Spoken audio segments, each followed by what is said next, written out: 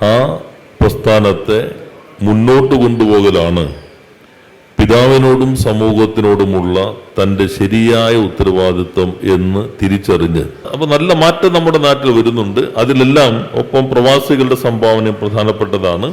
അവര് ഏറെ ആളുകൾക്ക് തൊഴിൽ നൽകുകയും ഇപ്പൊ കേരളത്തിലേക്ക് കൂടി അവരിപ്പോ ഇങ്ങോട്ട് വരികയാണ്. കേരളത്തിൽ ഇപ്പോൾ നമ്മൾ 3 ലക്ഷം സംരംഭമാണ് ഒരു വർഷം കൊണ്ട് 2.5 വർഷം കൊണ്ട് ആരംഭിച്ചത്. അതിൽ 95,000 വനിതാ സംരംഭകരാണ്. അത് 6.5 ലക്ഷം തൊഴിൽ വന്നു. ചെറിയ ചെറിയ സംരംഭങ്ങളാണ്. കേരളത്തിന്റെ ഒരു പ്രത്യേകത,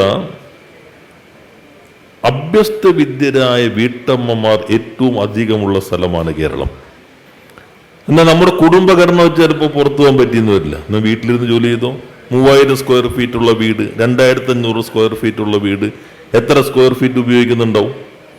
അപ്പോൾ അതിൽ നിങ്ങളൊരു 600-700 സ്ക്വയർ ഫീറ്റ് ഉപയോഗിക്കണ്ടാവുള്ളൂ. ബാക്കി നിങ്ങൾ അഭ്യസ്ത വിദ്യരാണ് 4 കമ്പ്യൂട്ടർ ഇട്ടോ വീട്ടിൽ. ഇപ്പോൾ ഞങ്ങൾ ആവശ്യപ്പെട്ട പ്രകാരം മുനിസിപ്പാലിറ്റി പഞ്ചായത്ത് ലൈസൻസ് കൊടുക്കുകയാണ്, വ്യവസായ ലൈസൻസ്.